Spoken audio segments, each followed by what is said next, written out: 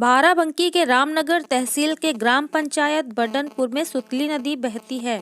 जहां पर शीतकालीन सत्र शुरू होने पर नदी का बहाव बहुत ही कम हो जाता है तथा नदी की बेशकीमती लगभग 127 हेक्टेयर भूमि जलमुक्त हो जाती है, जिस पर क्षेत्र के कुछ बड़े भूमाफियाओं के द्वारा अवैध रूप से जमीन पर कब्जा कर लिया जाता है तथा उस पर गन्ना, गेहूं, सरसों आदि की फसलें भारी मात्रा में उगाई जाती हैं। कोई 200 बीघे तो कोई 300 बीघे खेत पर कब्जा कर लेता है, जिस पर राजस्व विभाग, रामनगर और जिला प्रशासन का कोई भी अधिकारी कार्यवाही नहीं करता है, जबकि ग्रामीणों के द्वारा लगातार हर वर्ष शिकायतें की जाती हैं, जिसका फर्जी निस्तारण कार्यालय में बैठकर कर दिया जाता है। इसी प्रकरण से संबंधित एक शिकायत पत्रकार संतोष कुमार के द्वारा 20 दिसंबर 2017 को जिलाधिकारी के समक्ष की गई थी, जिसकी जांच उप जिलाधिकारी रामनगर को सौंपी गई। उप जिलाधिकारी रामनगर के द्वारा 1 जनवरी 2018 को अपनी जांच रिपोर्ट में यह जवाब जिलाधिकारी बाराबंकी को अवगत कराया गया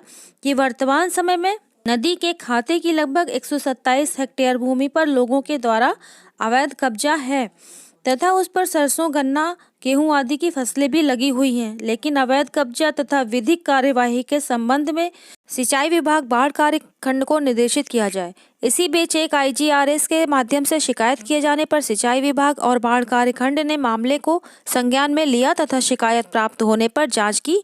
गई तो पाया गया कि वर्तमान समय में नदी की भूमि पर एक बार फिर भूमाफियाओं का कब्जा हो गया है तथा ये लोग लंबे समय से नदी जमीन पर अवैध कब्जा करके हर वर्ष सरकार का करोड़ों रुपए राजस्व का चूना लगाकर मालामाल हो रहे हैं। संभव है बहुत जल्द ही सिंचाई विभाग बाढ़ कार्यखंड के द्वारा भूमाफियाओं पर तथा अवैध कब्जेदारों पर बहुत बड़ी कार्रवाई करें। देखने वाली बात यह है कि भूमाफियाओं से नदी की जमीन मुक्त होती है या नहीं। राष्ट्र नंबर न्यूज के लिए बाराबंकी से आशुतोष कुमार की रिपोर्ट।